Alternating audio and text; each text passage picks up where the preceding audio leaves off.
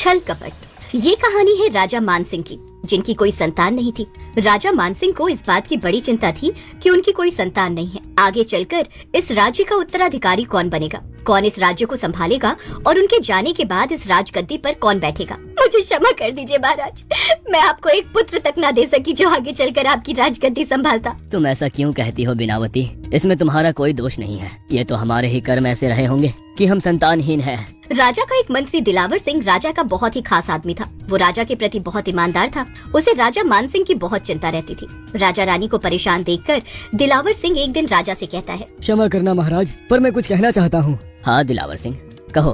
तुम्हें पूरा हक है सलाह देने का, क्योंकि तुम मेरे खास आदमी हो। महाराज, मैं आपको और महारानी को दिन रात चिंतित देखता हूँ। आप दोनों हमेशा इस बात के लिए चिंतित रहते हैं कि आगे चलकर इस राज्य का उत्तराधिकारी कौन बनेगा और कौन इस गद्दी को संभालेगा।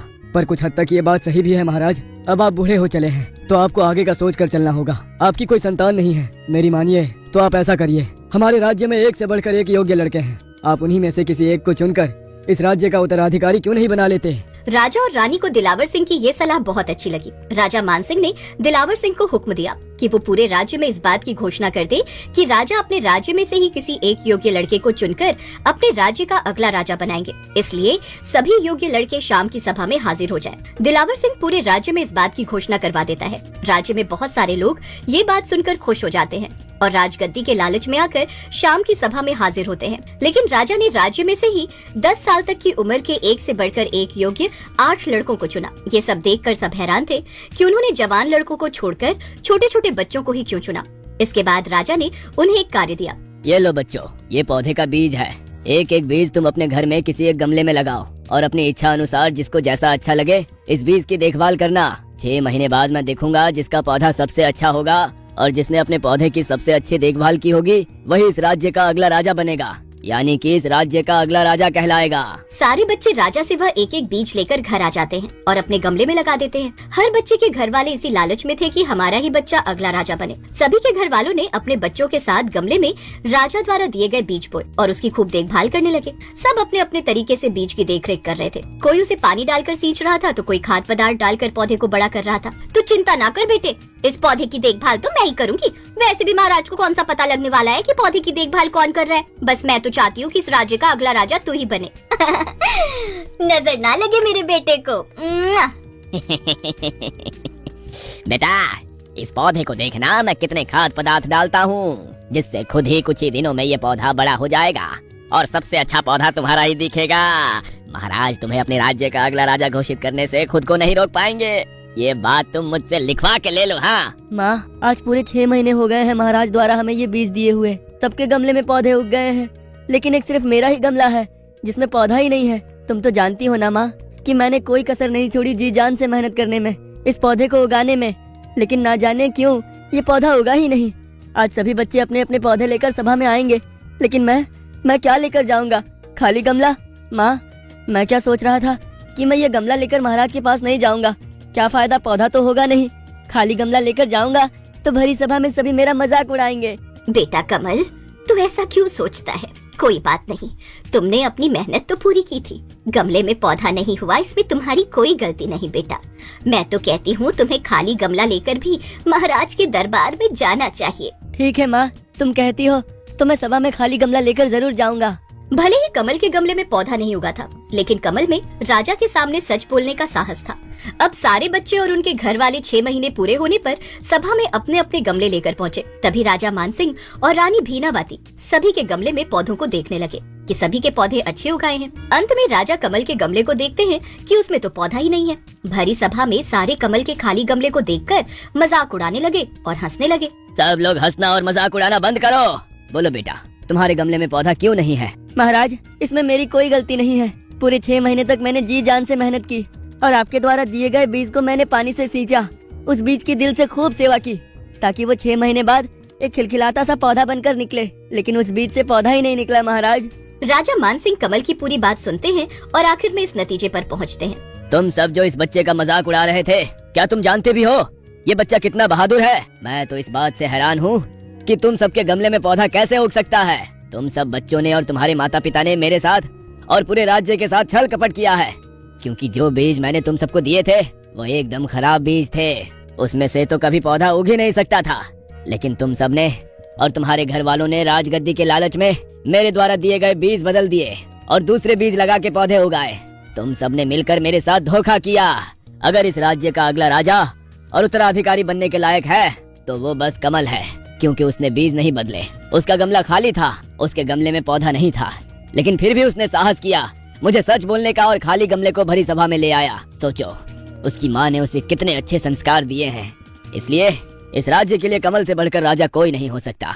मैं हुक्म देता हूँ, इस राज्य का अगला राजा कमल होगा। अपने किए के लिए और बीज बदलने पर सारे शर्मिंदा थे। वहीं कमल को उसके साहस और ईमानदारी को देखकर राज्य का अगला राजा घोषित कर दिया जाता है।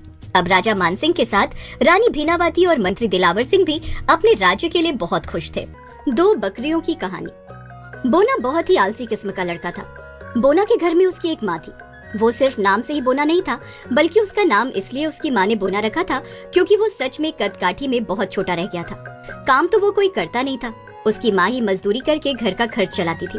माँ ने उसे बस एक बकरी की जिम्मेदारी दे रखी थी, लेकिन वो उसकी भी अच्छे से देखभाल नहीं करता था। जानबूझकर वो बकरी चराने उस ओर ले जाता था जहाँ पर बकरी को खाने में घास नहीं मिलती थी, बस मिलती थी तो बेर, जो बोना को खाने में बहुत पसंद थी। वो बस अपने लालच में बकरी को उस ओर ले जाता था जहाँ पर घास की जगह बेर होती थी। हर दिन वो अपनी माँ से शाम को डांट खाता था कि उसने बकरी को बहुत कमजोर कर दिया है। करम चले बोना, कौन सी मनहूस घड़ी में पैदा हुआ था तू। कद में भी छोटा रह गया और किसी काम का भी नहीं है। इस उम्र में तुझे मेरा ख्याल रखना चाहिए, कोई काम धंधा करना चाहिए, उल्टा मुझे ही तुझे पालना पड़ रहा है। बुढ़ापे में भी मजदूरी करके तुझे पाल रही हूँ। एक काम दे रखा है बकरी का, वो भी अच्छे से नहीं करता, बस पूरा पूरा दिन बेर खाता रहता है। क्या माँ, तुम हमेशा मुझे डांटती रहती हो। कभी तो अपने इस बच्चे से प्यार से बात कर लिया करो। प्यार चाहता है तू मुझसे? तू प्यार करने लायक है? देख नहीं रहा तू बकरी को कितना कमजोर कर दिया है तूने। देख बोना, मैंने सोच लिया है, मैं तब तक तुझसे बात नहीं करूंगी जब तक तू बकरी को नदी के पास घास चराने के लिए नहीं ले जाएगा, जहाँ अच्छी अच्छी और लंबी लंबी घास है। ये क्या माँ, अब इतनी सी बात पर तुम मुझसे बात भी नहीं करोगी? बोना भले ही आलसी और कामचोर था, लेकिन अपनी माँ से बहुत प्रेम करता था। माँ की बात न करने वाली बात सुनकर वो बहुत दुखी हो जाता है और माँ से कहता है, ठीक है माँ, तुम जैसा कहोगे मैं वैसा ही करूँगा। कल से मैं बकरी को नदी के पास अच्छी अच्छी और लंबी लंबी घास खिलाने ले जाऊंगा। लेकिन तुम मुझसे कभी बात करना मत छोड़ना माँ, क्योंकि तुझे पता है ना कि मैं तुझे कितना प्यार करता हूँ और तुम्हारे सिवा मेरा है ही कौन। अगर तुम मुझसे बात नहीं करोगी तो मैं बहुत अकेला पड़ जाऊंगा। अरे मेरे लाडले बेटे, मैं तुझसे बात करना कैसे छोड़ सकती हूँ? हाँ, वो तो मैं बस यूं ही कह रही थी। पर देख बेटा, अब तुझे भी समझना होगा। भले ही तू कद काठी में छोटा रह गया है, लेकिन उम्र में तो तू जवान हो गया है। बहुत हो गया बचपना, अब तुझे घर की सारी जिम्मेदारियां देखनी होंगी। कल को तेरी शादी भी तो करनी है ना। मैं ऐसे ही हमेशा तेरे साथ थोड़ी न रहूंगी। अब बूढ़ी हो चली हूँ, कल को क्या पता मैं रहूं ना रहूं, फिर तेरा कौन ख्याल रखेगा? तू जिम्मेदारियों को नहीं समझेगा तो फिर कल को बहुत पछताएगा। इसीलिए कहती हूँ, अब समझदार बन और सब अच्छे से संभाल ले। ठीक है माँ, अब जल्दी से खाना दे, बहुत भूख लगी है। बोना ने अब माँ की बात को समझकर सोच लिया था कि अब वो ठीक वैसा ही करेगा जैसा माँ चाहती है। अगले दिन सुबह होते ही बोना अपनी बकरी को लेकर ठीक वहीं जाता है जहाँ माँ ने उसे बकरी चराने को कहा था। जब बकरी वहाँ पहुँचती है तो लंबी लंबी घास देखकर बहुत खुश हो जाती है। जा मेरी बकरी, आज से तू जी भर के घास खा। अरे वाह, कितनी लंबी लंबी और बढ़िया घास है। अब मैं अच्छे से पेट भर खाऊंगी। बकरी वहाँ पर जी भर कर खाना खा लेती है। तभी बकरी देखती है कि नदी के उस पार उससे भी ज्यादा अच्छी और लंबी घास है, लेकिन वो सोच में पड़ जाती है कि नदी के उस पार कैसे जाए। तभी बकरी थोड़ा आगे बढ़ती है और देखती है कि नदी के उस पार से एक पेड़ गिरकर नदी के ऊपर से इस पर आकर अटक गया है, मानो जैसे वो कोई पुल बन गया हो। बकरी उस पेड़ को देखकर बहुत खुश हो जाती है। लो जी, बन गई बात। अब मैं आराम से इस पेड़ की सहायता से नदी के उस पार जाऊंगी और वो लंबी लंबी घास खाऊंगी।